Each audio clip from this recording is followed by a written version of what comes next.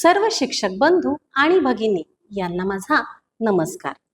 आपल्या सर्वांना माहीतच आहे की पायाभूत साक्षरता व संख्याज्ञान अर्थातच FLN अंतर्गत निपुण महाराष्ट्र अभियान कृती कार्यक्रम आपल्या महाराष्ट्रात राबवला जात आहे। या कृती कार्यक्रमाअंतर्गतच संपूर्ण महाराष्ट्रामध्ये अध्ययन स्तर चाचण्या घेण्यात आल्या।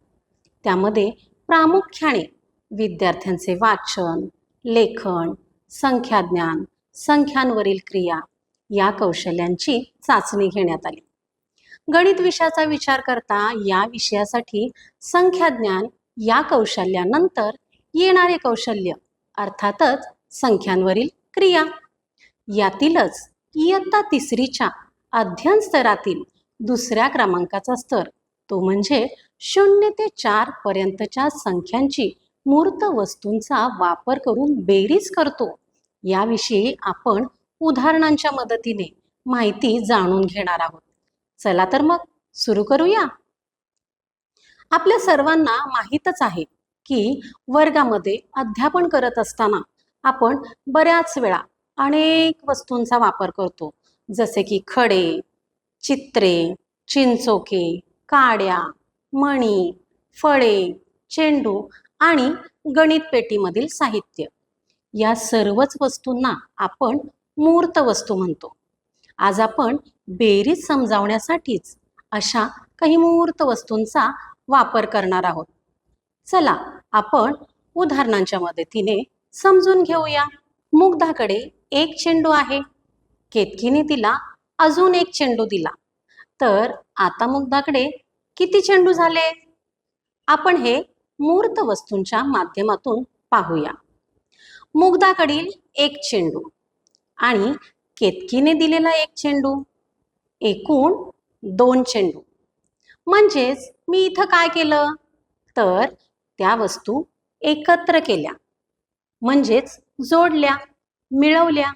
यालाच आपण बेरीज करणं असे म्हणतो। हे आपण विद्यार्थ्यांना समजावून सांगावे। आता दुसरे उदाहरण पाहूया। रियाकडे एक सफरचंद होते, आरोहीने तिला अजून 2 सफरचंद दिले। मग रियाकडे किती सफरचंद झाले? 1 सफरचंद आणि 2 सफरचंद मिळून 3 सफरचंद। सरावासाठी अजून मूर्त वस्तूंचा वापर करून काही उदाहरणे आपण पाहूया। 2 पाने अधिक 1 पान मिळून किती पाने? तर 3 पाने। 2 पेन्सिल अधिक 2 पेन्सिल मिळून किती पेन्सिल? तर 4 पेन्सिल।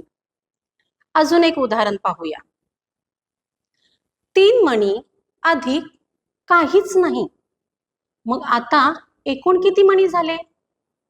या ठिकाणी काहीच नाही म्हणजे 0 हे विद्यार्थ्यांना आपण अवगत करून द्यावं। या उदाहरणाचे उत्तर असेल 3 मणी।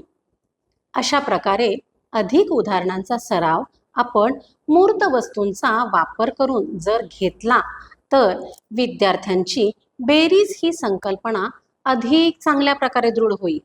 मला आशा आहे आपल्याला संख्यांवरील क्रिया यामधील स्तर 2 चे विश्लेषण नक्कीच समजले असेल। पुन्हा भेटूया अशाच एका नवीन व्हिडिओसह। धन्यवाद।